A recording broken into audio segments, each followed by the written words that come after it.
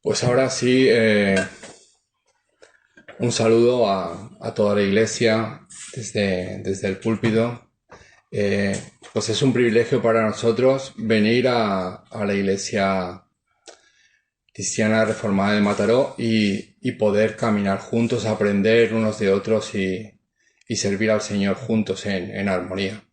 La verdad que es un privilegio para mi familia y para mí también, por supuesto. Y continuamos nuestra serie en la epístola de Filipenses. Eh, y nuestra meditación de esta mañana estará basada en los versículos que hemos leído, en el versículo 27 al 30, capítulo 1. eh, y lo he titulado Ciudadanos del Reino. Esta meditación se titula así, Ciudadanos del reino de los cielos, por supuesto. Ahora quisiera invitaros, por favor, a que toméis vuestras Biblias en la mano y podáis seguir conmigo el texto de la predicación. Eh, Capítulo 1, versículo 27 en adelante. Pero primero vamos a pedir al Señor que esté con nosotros. Vamos a hablar con Dios, a pedirle su ayuda, su protección y su gracia. Señor, venimos a ti esta mañana necesitados de ti, de tu palabra. Perdona nuestros pecados primeramente, Señor. Perdona nuestras iniquidades. Perdona todo lo que queda de pecado en nuestro corazón, Señor. Y te pedimos que nos limpies, Señor, que nos santifiques, que por medio de tu palabra sigas haciendo crecer un espíritu de amor, de fraternidad, de compasión, un espíritu que se asemeje al espíritu del Señor Jesucristo.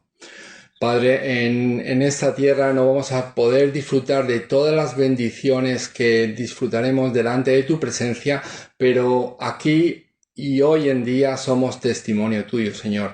Por eso, Padre, oramos para que tú nos levantes como fieles siervos de Cristo, fieles siervos de tu Evangelio aquí en Mataró, Señor, aquí en tu iglesia. Levanta hombres, levanta mujeres para que tú seas exaltado y glorificado en todo momento. Te lo pedimos en nombre de Jesús. Amén. Amén. Bueno, si queréis leer otra vez, no hace falta que lea otra vez la lectura, la leo. Bueno, no hace falta otra vez repetir. Bueno, mientras yo reflexionaba en este texto, en el texto que vamos a meditar hoy, mientras reflexionaba en lo que Pablo está escribiendo a partir del versículo 27, solamente que os compartéis como es digno del Evangelio de Cristo, a partir de este versículo, pues reflexioné sobre qué era comportarse como es digno del Evangelio, ¿no? ¿Qué debemos hacer, ¿no? ¿Cuál es nuestra posición? ¿Cuál es la actividad del cristiano delante de Dios para ser digno a Él, ¿no? Digno de su evangelio, del evangelio que hemos recibido. Y me acordé, pues, sin pensarlo demasiado, me acordé de la Reforma Protestante. Me acordé de que allí pues no tenían la escritura, no tenían la revelación, ¿no? Y una reforma para que el hombre pueda acceder a las verdades de Dios, ¿no? Pueda llegar a su evangelio. Y recordé pues las cinco solas que son 5 valores en los que se identificaba la reforma. Pues sola por fe, sola fide, sola gratia, solo Christus, sola escritura y soli Deo gloria, ¿no? Pues esto sentía que las personas no tenían la palabra de Dios, ¿no? Entonces, la reforma permitió que las personas pudieran vivir, pudieran entender y pudieran saber qué era realmente el Evangelio, qué era el Evangelio en sus vidas. Yo creo que es algo importante porque impactó la reforma protestante, impactó en la sociedad. en todas las partes de la sociedad, tanto en la cultura, en el arte, impactó en todos los lugares, por medio del Evangelio, por medio de la Escritura. Eh, Hoy en día, la Iglesia en general, a mi forma de pensar, necesita volver a estos valores tan importantes de la Escritura, a estos valores tan importantes de la Reforma. Y pensando en lo que Pablo nos estaba explicando en Filipenses, voy a leer el texto, así lo recuerdo otra vez más.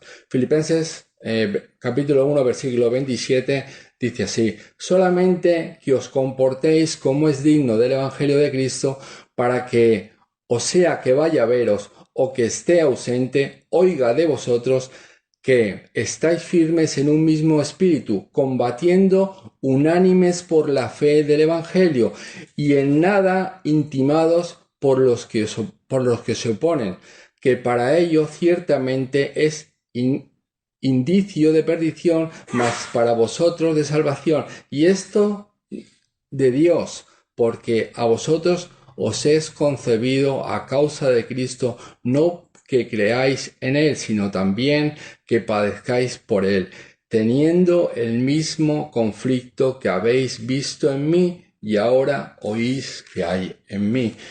Pablo nos ha explicado desde los anteriores versículos que hemos visto en el Evangelio, en la carta de los Filipenses, pues un testimonio vivido. Nos ha explicado qué es lo que estaba sintiendo, es como una biografía de lo que estaba sintiendo Pablo en esos momentos en la cárcel.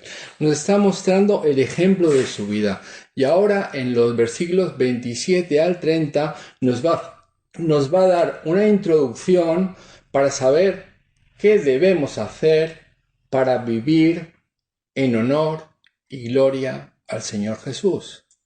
Eso es lo que nos va a decir Pablo. Y Pablo está pues en el contexto de sufrimiento, ¿verdad? En el contexto de sufrimiento, y los filipenses están en un contexto de persecución. Hay dificultad, hay oposición, ¿verdad? Hay un conflicto dentro de esta carta. Y podemos resumir que el consejo de Pablo a los filipenses está bajo dos amplios encabezados que llevarán esta guía, la guía de este sermón. El primero nos habla de la responsabilidad del creyente. ¿Qué responsabilidades tenemos cada uno de los creyentes? Dice que vive de manera que se ajuste a tu condición. Esto lo vemos en el versículo 27. Vive de esta manera, de la manera en que se ajuste a lo que tú procesas y crees. Y en el segundo lugar, vemos cómo podemos resistir, cómo podemos afrontar pues las dificultades, los problemas, ¿verdad? Aquí en Filipenses había persecución, quizá aquí no la hay, no la vivimos en un país de libertades, ¿verdad?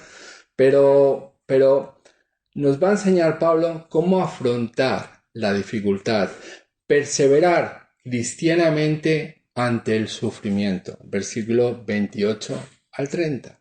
Así que vamos primeramente a ver, vamos a pensar cómo podemos aprender en lo que Pablo nos habla del versículo 27. Solamente que os comportéis como es digno del Evangelio de Cristo, para que, o sea que vaya a veros o que esté ausente, oiga de vosotros que estáis firmes en un mismo espíritu, combatiendo unánimes por la fe del Evangelio.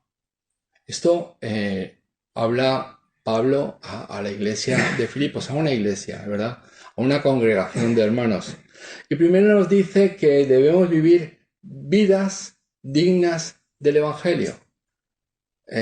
Y segundo, que debemos contender juntos por el Evangelio. Debemos de luchar, ¿no? Debemos de entrar en este conflicto, debemos contender. Vemos en el versículo 27 pues que vivían vidas dignas del Evangelio.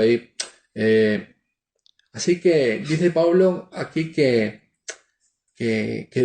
que tiene dos llamamientos dentro de este versículo. Hay dos llamamientos a los filipenses.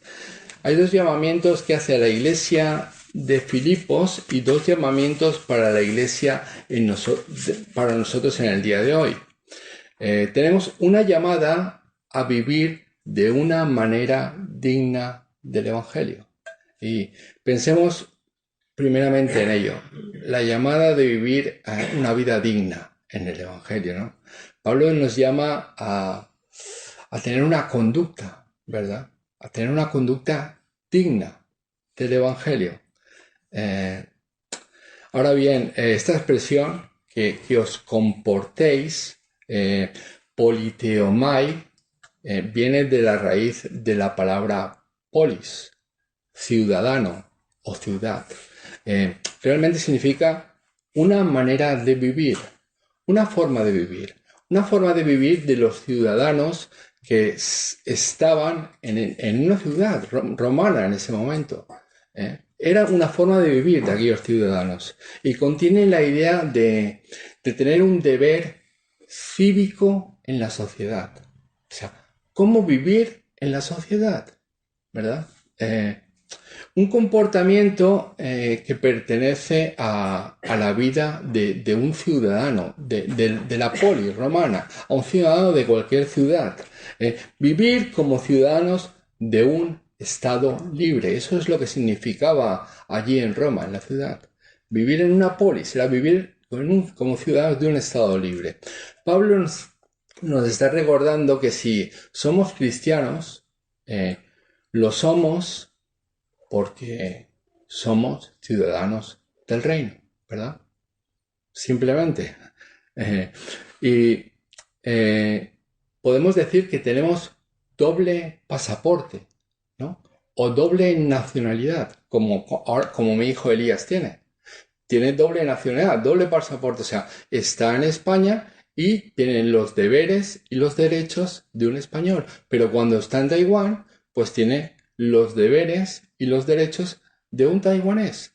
Pues un cristiano, un hijo de Dios, tiene doble pasaporte, ¿verdad? Tiene el pasaporte terrenal cuando vive en el mundo, tiene derechos y obligaciones judiciales de vivir en la sociedad, y tiene pasaporte celestial, ¿verdad? Tiene los derechos y las obligaciones como ciudadano del reino de los cielos. Somos ciudadanos de este reino. Y pensáis que hay obligaciones en el reino de Dios, ¿verdad? ¿O no las hay? ¿Hay obligaciones en el reino de Dios? Yo creo que sí que las hay. Sabemos que cuando vivimos en Mataró, cuando vivimos en esta ciudad, pues bueno, sabemos que debemos ser buenos vecinos. Sabemos que tenemos que tener la ciudad limpia, ¿verdad? Porque somos ciudadanos de Mataró. Debemos pagar nuestros impuestos, ¿verdad? Debemos desempeñar nuestro papel en la sociedad como un ciudadano normal y corriente. Y Pablo nos dice aquí que también sois ciudadanos de otro mundo. También, no solamente de donde vivimos. Y hay deberes cívicos que nos incumben como ciudadanos del reino de Jesucristo. Dice el versículo 27, ¿no? ¿Cómo puede que esté diciendo a ti mismo, puede ser que pensemos que somos ciudadanos del reino? Sí, lo somos, pero puede ser que estemos pensando, bueno, sí, soy ciudadano del reino de los cielos, pero soy un pecador, ¿no? Puedo decir, vale, yo soy ciudadano, he creído en Cristo, soy ciudadano del reino de los cielos, pero soy un pecador y lo que Pablo demanda es demasiado alto para mí, ¿no? Es un listón muy alto al que no puedo llegar, ¿verdad? Ser digno del Evangelio. Wow, ¿qué está pidiendo aquí Pablo? ¿Es una salvación por obras? O sea, ¿tengo que tener obras para ser merecedor del Evangelio? ¿Qué es lo que Pablo quiere decir aquí, no? Quizás es algo muy elevado para mí, algo que no puedo alcanzar. Vivir una vida digna del Evangelio es lo que significa vivir como ciudadano del reino. Es que no significa otra cosa. No hay una vuelta que darle, no hay otra interpretación, no hay nada más. No quiere decir, por supuesto, que merezcamos una salvación por obras, como ya he dicho antes.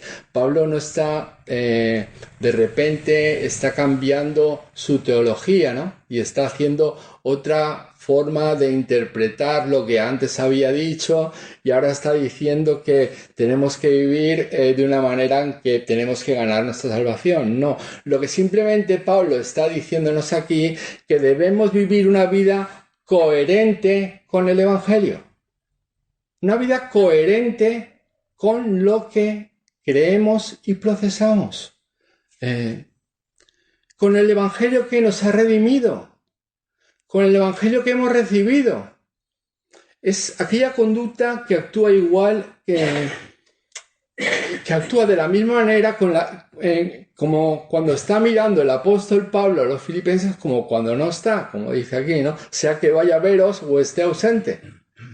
Es aquella conducta que vive una vida que adorna la doctrina de Dios. Es una vida que glorifica al Salvador en tu forma de vivir, en tu práctica, en tu conocimiento de Él, ¿verdad? Eso es una vida digna del Evangelio. El otro día, me invitaron a predicar a Figueras y un hermano de la iglesia que vive en Rosas me invitó a su casa. Él es el portero de una comunidad. Vivía en un apartamento de la portería de la comunidad. Y yo entré allí y me quedé sorprendido.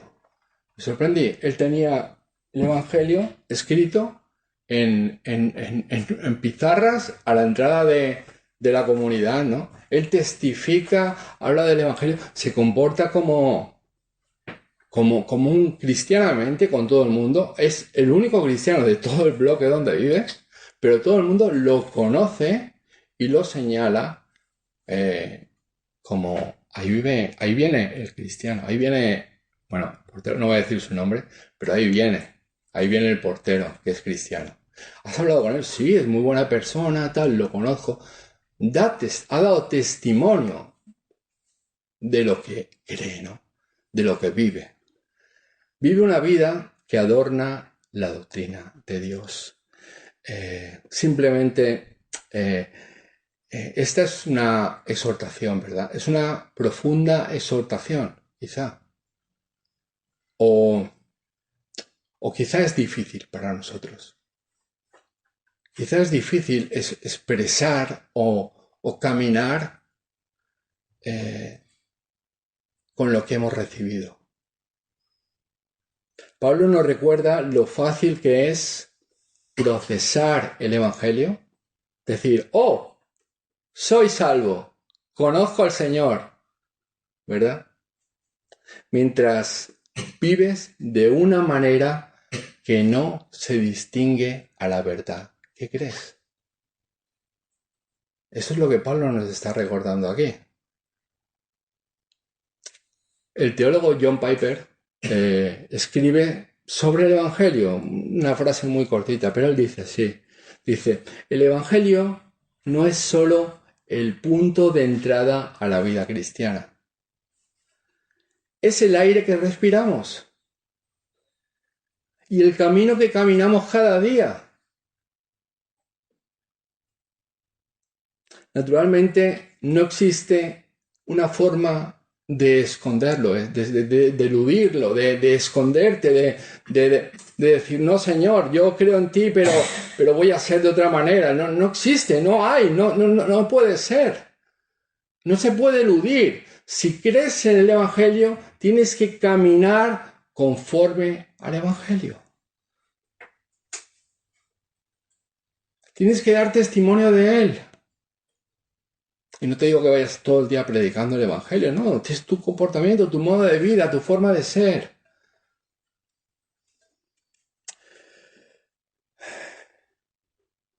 Jesucristo quiere que cada día seamos más humildes, que cada día seamos más sabios, que cada día seamos más felices, más pacientes, más sacrificados, más amorosos, más compasivos, más como Él. Él quiere que recibamos el Evangelio y lo podamos vivir. Que no sea un Evangelio para la eternidad, que es un Evangelio para presente, para nuestra vida. En resumen, deben parecerse más a Jesús y no al mundo. Los cristianos debemos parecernos cada día más a Jesús y mucho, mucho, mucho, mucho menos al mundo. Muchísimo menos. ¿Y cómo se consigue esto? Pues yendo al Salvador, yendo al Señor, arrepintiéndote, pidiendo perdón. ¿Recuerdas el fruto del Espíritu? ¿Recuerdas los frutos del Espíritu? Amor, paz, gozo, paciencia, bondad, fidelidad, mansedumbre, dominio propio. Contra tales cosas que no hay. No hay ley. No hay ley. Y así dice Pablo, ¿cómo debe ser la vida dominada por la gracia de Dios?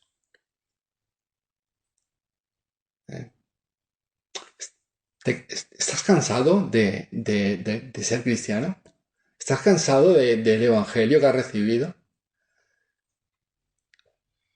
O quizá eres un consumidor del evangelio, eres pasivo en el evangelio, consumes el evangelio, lo consumes, pero no lo reproduces. Eres consumidor y no reproducidor, ¿verdad? Esto hay que pensarlo bien. Si eres ciudadano del reino de los cielos, eres radicalmente diferente. Pero radicalmente diferente a todo el mundo que hay por alrededor de la iglesia. Radicalmente diferente a todos los que conoces que no creen a Jesús. Radicalmente diferente. No eres como ellos, para nada.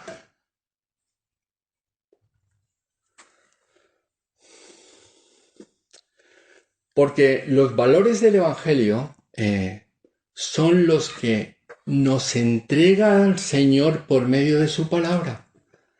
Y estos son los que nos animan, nos gobiernan y nos alimentan día a día. Estos son los medios de gracia. Esto es el Evangelio de la gracia. Este mundo ya no es tu hogar. Este mundo es pasajero. Debes vivir de manera que se haga evidente cuál es tu nacionalidad. ¿De dónde eres tú? ¿De dónde es tu pasaporte?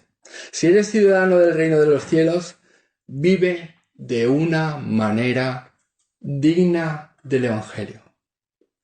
Y no te digo que seas el super santo de la iglesia. Te digo que seas amoroso, que seas compasivo, que estés gozoso con Dios y con el Evangelio, que recibas a los hermanos con alegría. Pero quizá puede ser que te encuentres en una condición perdida, ¿verdad?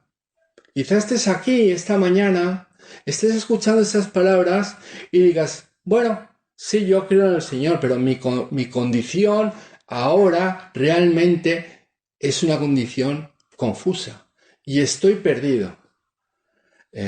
Entonces, no eres en este momento un ciudadano del reino. Si estás alejado de Dios, experimentando un vacío interior, una duda interior, ¿verdad? Una insatisfacción, un sentido de culpa, una condenación por el pecado.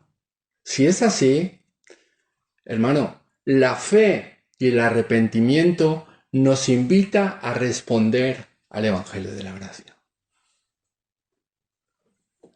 Hay salida, es esta. La fe y el arrepentimiento te invita a responder al Señor. Te invita a responder al Evangelio de la Gracia. El sacrificio perfecto de Jesús en la cruz no solo nos ofrece el perdón de los pecados. No solo esto. Nos da una nueva comunión con Dios. Nos da una capacidad de vivir como ciudadanos del reino. Como ciudadanos del reino de los cielos. Qué maravilloso es eso, ¿verdad? Qué grande es esto. Que el Evangelio te hace diferente, te ofrece la oportunidad de comenzar una relación con Dios y vivir conforme a su propósito. Vivir conforme a los propósitos del Señor. El Evangelio es primordial, es fundamental. El Evangelio es el pilar de la Iglesia, el Evangelio de Cristo. Debemos tener el Evangelio visible en nuestra vida, en nosotros. Que puedan venir gente de la calle, entre a la iglesia y el Evangelio sea visible aquí en la iglesia. Sea visible en nosotros, se pueda ver, se pueda oler, se pueda palpar. No hace falta decir palabras. Y también hay una llamada a contender juntos por el Evangelio. Dice que Pablo nos llama a vivir de una manera digna del Evangelio y luego nos llama a contender juntos por el Evangelio. Volvamos otra vez al versículo 27, dice: solamente que os comportéis como es digno del Evangelio de Cristo, para que, o sea que vaya a veros o que esté ausente, oiga de vosotros que estáis firmes en un mismo espíritu, combatiendo unánimes por la fe del Evangelio. Y el lenguaje aquí, por supuesto, evoca lucha, ¿verdad? Evoca actividad, evoca unidad, ¿verdad? Es un lenguaje de unidad. Es un evangelio de unidad de la iglesia, ¿verdad? Estar firmes en un mismo espíritu, combatiendo unánimes por el evangelio. Pablo les ha hablado de los propósitos del sufrimiento y en el versículo 30 utiliza el mismo lenguaje para hablar de ellos. Dice: teniendo el mismo conflicto que habéis visto en mí y ahora oís que hay en mí. Incluso les dice que a ellos tienen que esperar pruebas, las mismas pruebas y los mismos sufrimientos similares a Pablo. Eso les dice a los filipenses. Pero realmente no estamos perseguidos, ¿verdad? No estamos viviendo en el siglo I en la iglesia en Filipos. Por tanto, ¿cuál sería una interpretación para nosotros hoy? Pablo nos está recordando que detrás de la persecución, detrás de la oposición, detrás de la vida digna del Evangelio, hay una oposición. Está la oposición de Satanás, ¿verdad? Está la lucha espiritual, ¿verdad? Y yo creo que yo soy consciente de eso. Hay una lucha, hay una oposición espiritual en el reino de Dios. Hay una perturbación en nuestras vidas. Hay algo que quiere molestar, ¿verdad? Algo que no deja avanzar. Pablo nos dice que, por tanto, manténgase firmes. Manteneos firmes. Poneros en obediencia, ¿no? Poneros rectos delante de Dios. Mantengámonos firmes en la lucha Y aquí un cristiano está dispuesto a ser valiente, ¿verdad? Habla de un cristiano valiente, un cristiano dispuesto, un cristiano firme, no un cristiano flojo, un cristiano retraído, pasivo, un cristiano entregado al Evangelio. Habla de esto. No para tener una vida para tener una vida que vive de una manera coherente al Evangelio, hay que estar primeramente en la línea de combate. En la línea de combate, llevando el Evangelio de Cristo. Y observemos bien que Pablo no está hablando aquí de una guerra defensiva, una guerra que la oposición viene hacia nosotros y tenemos que defendernos. Nos está diciendo que nos preparemos para protegernos de los ataques espirituales en el caso que se puedan producir, en el caso que se produzcan. Y está diciendo mucho más que eso. Fíjate que el texto dice que combatiendo unánimes por la fe en el Evangelio. Comienza un ataque espiritual, contraataca en tu posición con las buenas nuevas del Señor Jesús. Sientes oposición, sientes rechazo, contraataca con las buenas nuevas del Señor Jesús. Él es capaz de salvar perpetuamente a todos los que se acercan a Él. A todos. A todos los que van a Él. El Señor es capaz de salvarlos, es su voluntad, pero tienen que ir a Él. Lucha por el Evangelio. Lucha por el Evangelio. Tengamos en cuenta que esto no debe hacerse de una forma aislada.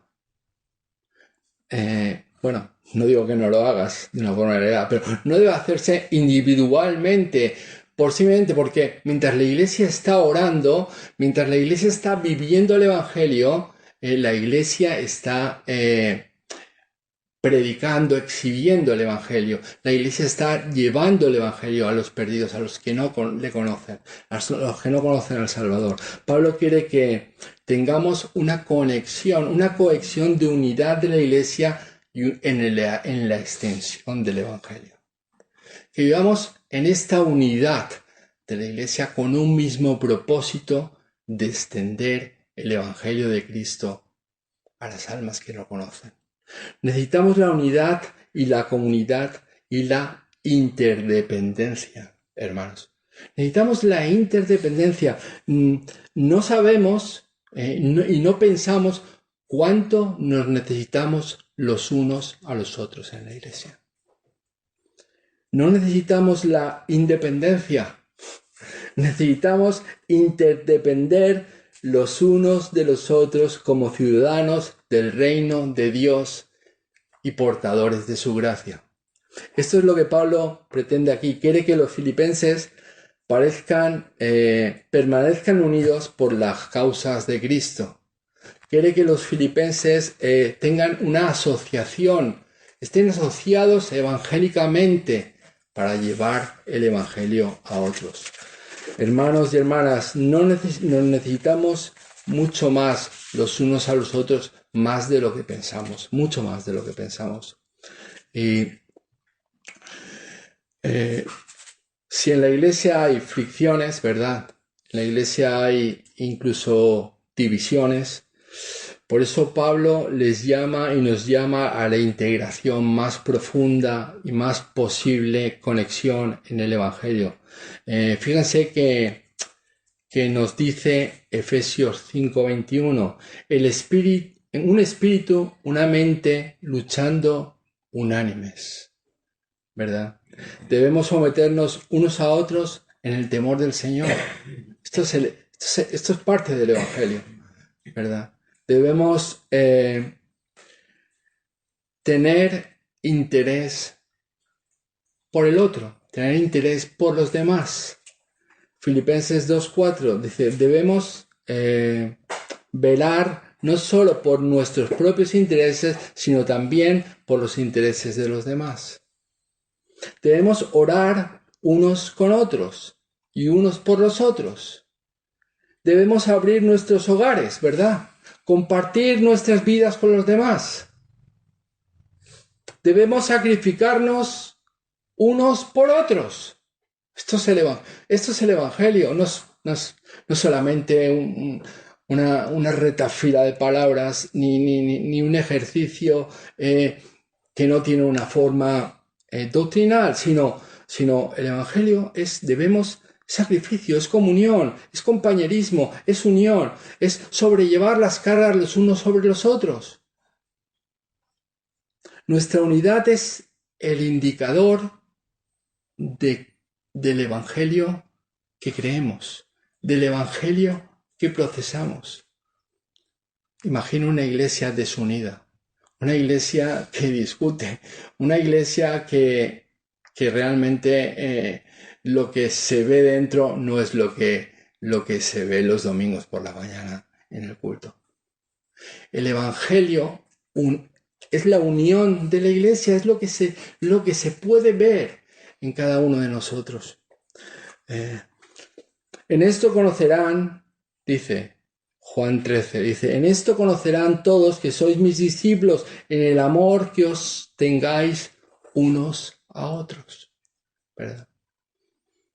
Es hora que nos busquemos unos a otros, que nos visitemos unos a otros, que nos llamemos unos a otros, que nos preocupemos unos por los otros, que oremos, que nos invitemos a comer, ¿verdad? Que tomemos un café unos con otros, ¿verdad? Es hora que construyamos una unidad. Es hora que el Evangelio sea tan poderoso en la iglesia que cualquiera que pueda entrar por esas puertas pueda decir, wow, qué iglesia más unida. ¿Y esto por qué? Esto es por el Evangelio, ¿verdad?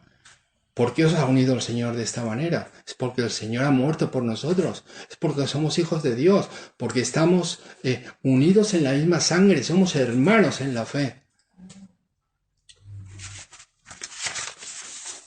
Y el deber del cristiano es lo que debemos hacer. Vivir vidas dignas del Evangelio y contender juntos por el Evangelio. Y una vez expuesto esto, en segundo lugar observemos lo que aprendemos aquí acerca de perseverar cristianamente ante los sufrimientos. Dice versículo 28. Y en nada intimados por los que se oponen, que para ellos ciertamente es indicio de perdición, mas para vosotros de salvación. Y esto es de Dios, porque a vosotros os es concebido a causa de Cristo, no solo que creáis en Él, sino también que padezcáis por Él, teniendo el mismo conflicto que habéis visto en mí, y ahora oís que hay en mí.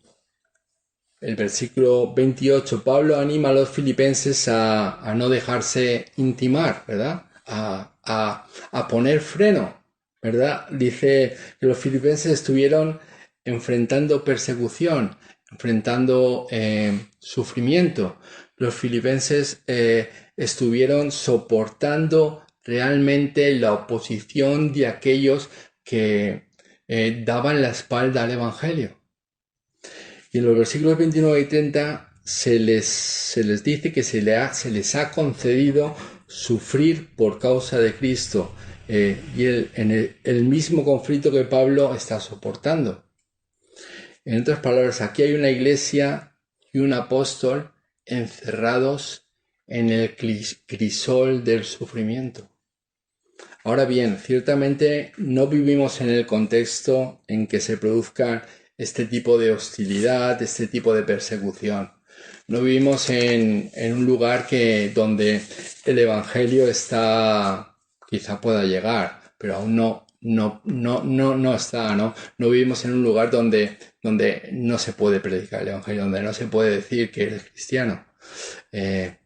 Pero lo que llama la atención realmente de estos versículos, especialmente son las dos indicaciones teológicas de Pablo, que nos dice primero, el sufrimiento es una prueba de la gracia Fíjate el versículo 28. El sufrimiento es una prueba de la gracia de Dios. Dice, los filipenses no deben estar en modo alguno aterrorizados por vuestros adversarios, lo cual es para que ellos tengan la prueba de que son ciudadanos del reino de Dios.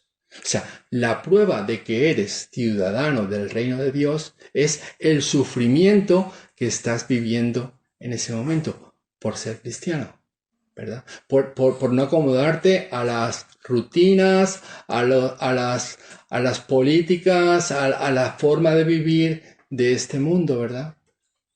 A la sociedad. Dice, los que persiguen y los que se oponen al Evangelio y a la Iglesia y al gobierno de Jesucristo dan una prueba irrefutable de su destrucción. Y eso ocurre si no se arrepienten, ¿verdad? Eso ocurre en los que se oponen al Evangelio. El propio Pablo recuerda muy bien lo que instó al ver a su propia condena cuando cayó en el camino de Damasco, ¿verdad? Él recuerda mientras fue perseguido mientras perseguía a la iglesia cuando era Saulo de Tarso, solo se sintió aliviado, solo se sintió bien con Dios cuando se arrepintió y volvió a Cristo.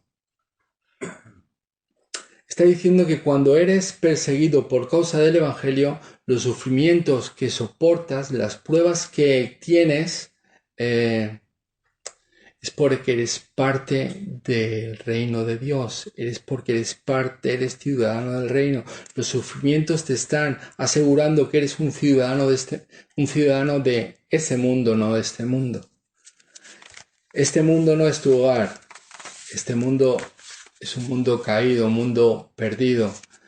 Tu hogar es el mundo de los cielos, el reino de los cielos. El sufrimiento es, en esta segunda implicación teológica de Pablo, se extrae del versículo 29, dice que el sufrimiento en la vida de un cristiano es el don de la gracia.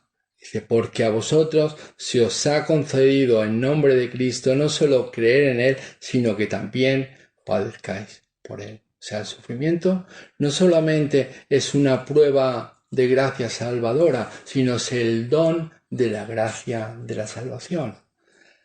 Así como la fe misma es el don de la gracia de Dios, así también el sufrimiento es por causa de Cristo, es el don que Dios nos ha dado. Pero a veces nuestros sufrimientos se interpretan mejor como un privilegio, ¿verdad? Especialmente cuando nos llaman a sufrir por la causa de Cristo. Es una forma de entender la manera de sufrir, ¿verdad? Es un privilegio ser parte del reino de Dios y sufrir por Cristo, sufrir por Él. En Hechos 5:41, los apóstoles son arrestados y golpeados y les ordenan no hablar en el nombre de Jesús. Y luego, ¿qué ocurre? Luego leemos que salieron de la presencia del concilio gozosos de haber sido tenidos por dignos de padecer afrenta por su nombre. Lo que genera ¿qué genera este tipo de actitud? Este tipo de actitud con los apóstoles. Salieron del concilio gozosos de haber sido tenidos por dignos de padecer afrenta por su nombre. ¿Qué es lo que genera este tipo de actitud? Pues que pueden ver a Dios, pueden ver al Señor. Su amor tan asombroso, tan divino, exige mi alma, exige mi vida, exige mi ser, mi todo. Dar la vida por causa de Cristo es la imitación de Cristo. Dar la vida por el Señor es seguir sus pasos, seguir su camino, llevar la cruz que Él murió en el Gólgota.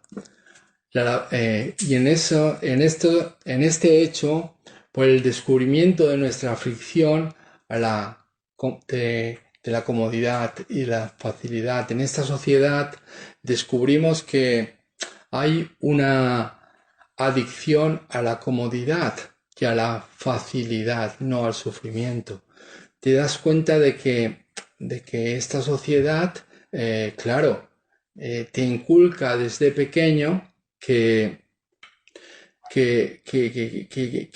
la infidelidad es cuando estás sufriendo, ¿no? Que eres infeliz si sufres. Pero nosotros los cristianos, para ser felices, cuando tenemos este sufrimiento y esta aflicción, es cuando tenemos que volver a la cruz. Tenemos que mirar a la cruz y volver a Cristo, contemplar la carne desnuda y desgarrada en la cruz, contemplar al Señor. Necesitamos contemplar de nuevo la oscuridad que cubre la tierra y el oír de nuevo el grito abandonado del Señor. Dios mío, ¿por qué me has abandonado? ¿Por qué? En esto aplacas tu sufrimiento, mirando al Señor Jesucristo, sufriendo en la cruz por tus pecados, clavado en un madero, colgado, derramando sangre por nosotros. Necesitamos oír de nuevo el grito de victoria final, ya que todas nuestras deudas fueron pagadas para la eternidad. Necesitamos recordar cuando sufrimos por qué sufrió Jesús. ¿Por qué? Contemplar el milagro de la cruz, ir a Él, ir al Salvador, ir, hermanos y hermanas, a luchar juntos en un mismo espíritu. Ir al Señor a luchar juntos, combatiendo por la fe. Viviendo con alegría una vida digna del Evangelio. Aunque el sufrimiento marque nuestro camino, el ejemplo de Cristo es prioridad. El ejemplo de Cristo lo es todo. Lo es todo. El Evangelio es prioritario en nuestra vida. Escucharlo, memorizarlo, retenerlo, mirar al Señor, ¿verdad? Alabarle, confesar su nombre, pedir perdón por nuestros pecados y recibir su Santo Espíritu. Oremos, hermanos. Señor, venimos a ti agradecidos por tu gracia y misericordia, agradecidos porque, como dice tu palabra, tenemos que vivir dignos al Evangelio. Muchas veces no somos dignos de ti, Padre, pero haznos comprender, haznos vivir, Señor, las realidades del Evangelio que hemos recibido. Haznos comprender que no somos de este mundo, que tú tienes un lugar ya preparado para nosotros desde antes de la fundación del mundo y somos parte de tu obra y vivimos aquí en esta ciudad, en Mataró. Por eso, Padre, te pedimos que nos des aliento, nos des sabiduría, nos des paciencia, nos des fe, nos des confianza en ti, Padre, para poder mostrarte de todas las maneras en las que el Evangelio es visible en nuestra vida. Señor, te pedimos ayuda, te pedimos perdón por nuestros pecados y no somos merecedores de nada de lo que nos das, pero sabemos que has realizado la obra perfecta en nosotros y somos portadores de tu gracia, Señor. Haznos, Señor, que tú seas visible en nosotros. En nombre de Jesús. Amén. Amén.